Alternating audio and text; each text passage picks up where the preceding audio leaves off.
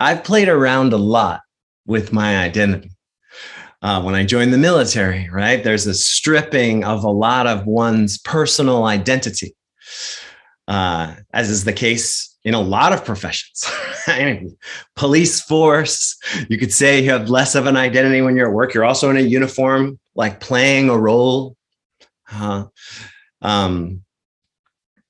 Sometimes in social work, psychotherapists, doctors and nurses, right? They're often subduing a lot of their personality in the moment, even sometimes prohibited from talking about their personal lives and experiences, because in that role, right, their identity is not welcome. Right? Their identity will get in the way of what they need to do, right? Of how objective they need to be. So I've done a lot of this play, and I did it in the military. Obviously, I did it again as a monastic. Right? When I became a monk, I shaved my head and I wore the exact same clothes every day. And I changed my name to a name in another language. You know, my name was Chan Troy Mintam, which means brother, true sky of radiant heart mind. Yeah, it's a mouthful. I just went by Brother Heart. But this was an exercise in strengthening, deepening my understanding of my relationship to my identity. By dropping the name, by shaving off the hair, by wearing the same exact clothes, I got to take a step back, just a little one, just a step back from this idea of who Dave is.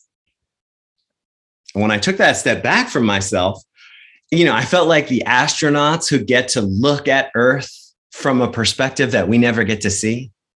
A way to do it at home is next time you're in your kitchen, pull out one of the chairs from your kitchen table and just stand on it for 5 minutes. Just spend 5 minutes looking down at the room that you spend the most of your time in. Shift your perspective. And this is what dropping my name as a monastic helped me to do. So I was meeting these new people and they'd never met me before. They were calling me by a different name.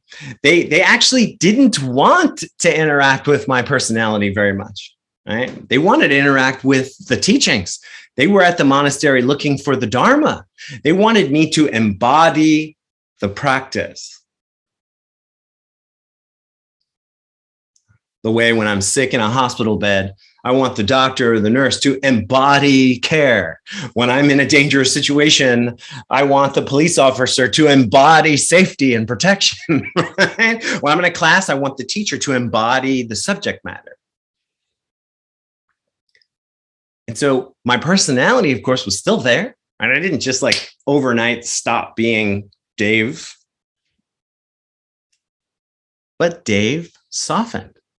Right?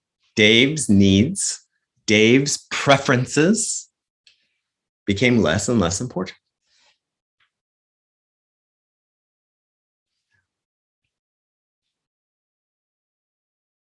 When you picture that, I want you to picture space. Spaciousness.